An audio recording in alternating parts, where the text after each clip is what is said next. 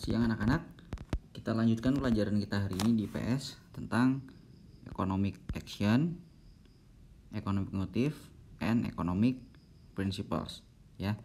Atau bahasa Indonesianya adalah tindakan ekonomi, motif ekonomi, dan prinsip ekonomi. Baik, sebelum kita lanjutkan pelajaran kita, Mister akan mereview sedikit tentang materi di minggu lalu. Di minggu lalu kita sudah belajar tentang human needs and scarcity atau kebutuhan manusia dan kelangkaannya. Nah, kita fokuskan di sini adalah scarcity ya anak-anak. Kita lihat.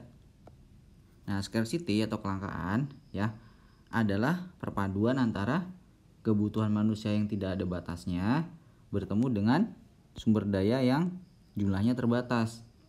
Nah, kebutuhan manusia yang tidak ada batasnya, sedangkan alat pemuas kebutuhan yang jumlahnya terbatas, itu menimbulkan yang namanya scarcity atau kelangkaan.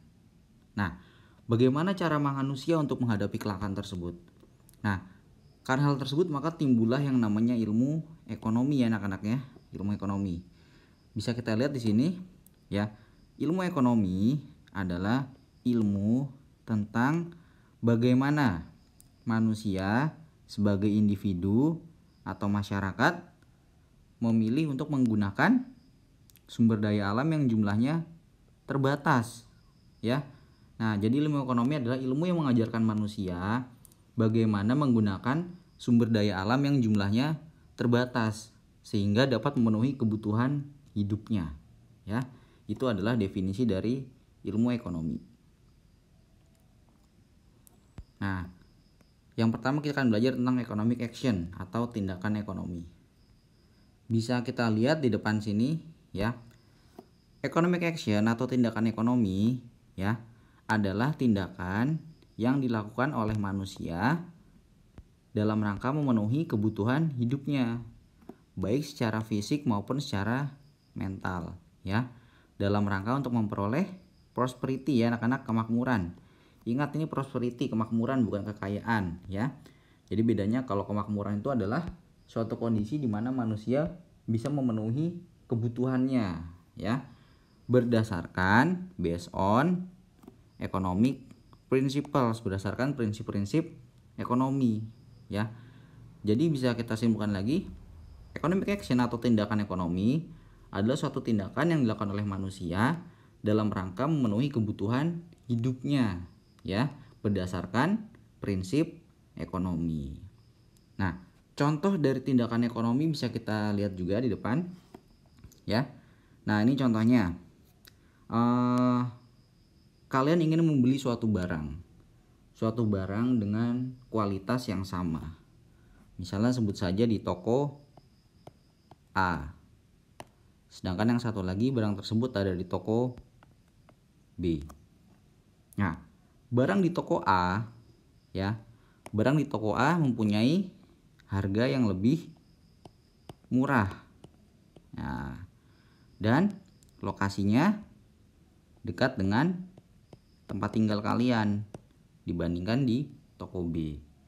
Nah, jika kalian memilih berbelanja di toko A karena pertimbangan harga dan lokasi, artinya hal itu lebih murah dari segi biaya ya, maka artinya kalian telah bertindak secara ekonomis ya, telah bertindak sesuai dengan prinsip ekonomi. Nah, seperti itu adalah contoh dari economic action atau tindakan ekonomi. Baik, berikutnya kita masuk ke economic motive atau motif ekonomi. Economic motive atau motif ekonomi adalah impetus ya. Impetus itu adalah dorongan yang menyebabkan manusia melakukan tindakan ekonomi ya. Jadi suatu tindakan ekonomi itu selalu didorong oleh yang namanya motif ekonomi ya. Nah, motif yang timbul dari dalam diri manusia ya, itu bisa berasal dari dua hal. Yang pertama, motif dari dalam diri kita sendiri, disebut juga intrinsic motive. Ya, intrinsic motive. Sedangkan yang kedua adalah motif yang timbul dari luar diri kita ya, disebut juga dengan nama extrinsic intrinsik ya. Jadi intrinsik yang dari dalam diri, yang ekstrinsik berasal dari luar diri kita. Nah, contohnya seperti ini. Jika kalian merasa haus ya, haus itu adalah sebuah kebutuhan ya. Kalian merasa sangat haus, maka alat pemuas kebutuhannya adalah air minum. Nah, air minum ya. Jadi perasaan haus itu timbul dari dalam diri kalian sendiri. Nah, perasaan haus atau keinginan untuk memenuhi kebutuhan ya yang muncul dari dalam diri sendiri karena haus itu disebut juga dengan intrinsik. Nah, sedangkan ekstrinsik itu contohnya seperti ini misalnya. Beberapa di antara teman kalian kalau ke sekolah naik sepeda ya, sedangkan kalian masih jalan kaki. Nah, karena kalian melihat banyak dari teman kalian yang naik sepeda, maka kalian juga ingin naik sepeda ya. Ada dorongan dari orang lain. Kalian ingin seperti orang lain ya. Jadi kalian ingin naik sepeda juga seperti teman-teman kalian. Itu adalah sebuah motif atau dorongan yang berasal dari luar ya. Jadi bisa bedakan ya sampai sini ya. Mana yang ekstrinsik dan mana yang intrinsik. Kalau intrinsik dari dalam, ekstrinsik yang dari luar, seperti itu.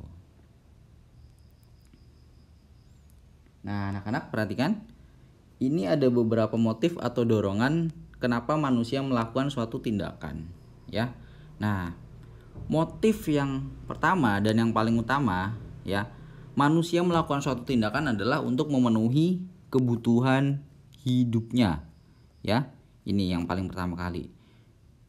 Manusia ingin memenuhi kebutuhan hidupnya. Kemudian, motif yang kedua, ya, adalah manusia ingin mendapatkan profit atau keuntungan. Itu motif yang kedua. Sedangkan motif yang ketiga, ya, manusia ingin bertindak secara sosial. Nah, ini contoh motif nomor 3. Dan yang keempat, kenapa manusia melakukan sesuatu? Karena manusia ingin mendapatkan penghargaan, ya. Nah, ini contohnya seperti ini. Motif untuk memenuhi kebutuhan, ya. Misalnya, nanti saat kalian dewasa kalian akan bekerja ya. Nah, kalian bekerja itu motif utama kalian adalah untuk memenuhi kebutuhan. Kalau kita tidak bekerja maka kita tidak bisa memenuhi kebutuhan hidup kita, ya. Nah, kemudian yang kedua, motifnya. Motifnya adalah dia ingin mencari keuntungan. Nah, motif mencari keuntungan itu banyak dilakukan oleh produsen ya. Produsen atau pedagang ya. Mereka adalah intinya mencari keuntungan, pedagang. Nah, motif yang ketiga atau motif sosial ya. Ini biasanya dilakukan oleh orang yang mempunyai simpati atau empati yang tinggi terhadap sesama. Nah, contohnya saat ini sedang terjadi wabah virus corona. Banyak orang menyumbangkan uangnya ya, atau mereka memberikan alat-alat kesehatan bagi dokter dan perawat yang menangani kasus corona. Itu adalah motif sosial ya. Nah, motif sosial contohnya adalah donate atau berdonasi. Nah, kemudian yang keempat, ini disebut juga dengan reward ya, motif penghargaan. Jadi seseorang melakukan sesuatu karena dia mempunyai motif agar diberi penghargaan atau pengakuan. Contohnya, ya, di antara kalian ada yang belajar sangat keras, belajar sangat tekun, ya, dengan tujuan agar mendapatkan ranking 1 di kelas. Nah, ranking 1 itu adalah dia mendapatkan penghargaan atau award, mendapat ranking 1. Kemudian selain itu dia mendapatkan pengakuan bahwa dia adalah seorang murid yang rajin dan pintar di kelas tersebut, ya. Jadi selain dia mendapatkan award, dia juga mendapatkan pengakuan ya atau recognition. Tuh ya. Tuh. Ini adalah 4 macam motif yang mendasari manusia melakukan suatu tindakan. Seperti itu. Nah, kemudian kita masuk ke economic principle atau prinsip-prinsip ekonomi. Ya, baik anak-anak, economic principle ini atau prinsip ekonomi adalah ya suatu tindakan ya, tindakan yang disertai pertimbangan ya. Jadi suatu tindakan yang disertai pertimbangan dengan suatu pengorbanan dalam rangka memperoleh kepuasan maksimum ya. Jadi gampangnya prinsip ekonomi itu seperti ini.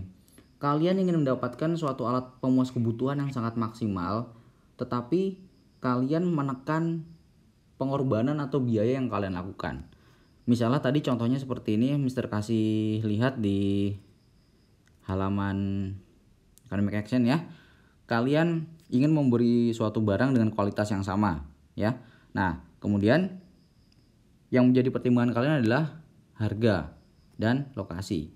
Nah, kalian melihat bahwa di toko A mempunyai harga yang lebih murah dibandingkan dengan toko B ya. Jadi kalian melihat wah di A lebih murah nih dan lokasinya lebih dekat, padahal barangnya sama kayak toko B, maka kalian memilih toko A gitu ya. Jadi prinsip ekonomi itu melihat bahwa kalian ingin mendapatkan kepuasan yang maksimum tetapi dengan menekan pengorbanan atau biaya yang kalian lakukan. Itu adalah dasar dari prinsip ekonomi. Nah, anak-anak perhatikan, prinsip ekonomi ya itu dilakukan dalam setiap aktivitas ekonomi manusia ya. Nah, bisa kalian lihat di sini. Yang pertama ada namanya consumption activities. Dalam tindakan konsumsi itu juga menggunakan prinsip ekonomi. Kemudian dalam tindakan aktivitas distribusi menggunakan prinsip ekonomi juga. Nah, yang diproduksi juga seperti itu ya. Jadi dalam setiap aktivitas ekonomi dari konsumsi, distribusi dan produksi itu menggunakan prinsip-prinsip ekonomi ya, seperti itu. Nanti ini bisa kalian baca di handout ya. Apa sih yang bisa dilakukan misalnya sebagai produsen, sebagai distributor dan sebagai konsumen ya, yang berkaitan dengan prinsip-prinsip ekonomi. Nanti bisa kalian lihat di handoutnya. Nah, sekarang ini yang paling penting, apa yang harus kita lakukan dalam rangka kita bertindak sesuai dengan prinsip ekonomi ya. Yang pertama, kita harus berpikir secara rasional ya, secara rasional. Secara rasional itu artinya kita harus bisa membedakan mana kebutuhan yang paling penting dan mana suatu barang atau jasa yang bagi kita hanya merupakan suatu keinginan bukan kebutuhan ya. Jadi kita harus berpikir secara rasional juga ya.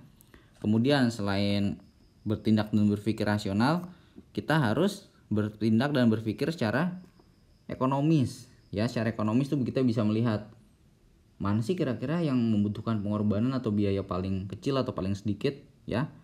Tuh, namanya kita harus berpikir ekonomis.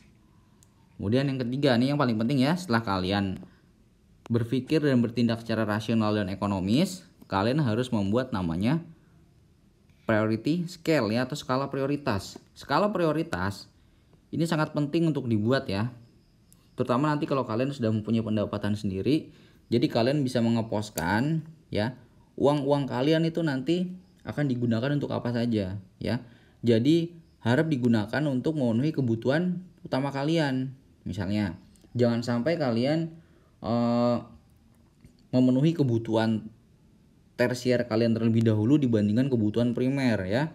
Jadi contohnya beli gadget mahal atau beli kendaraan mewah mahal tapi tidak bisa beli makan ya, itu nggak bener ya.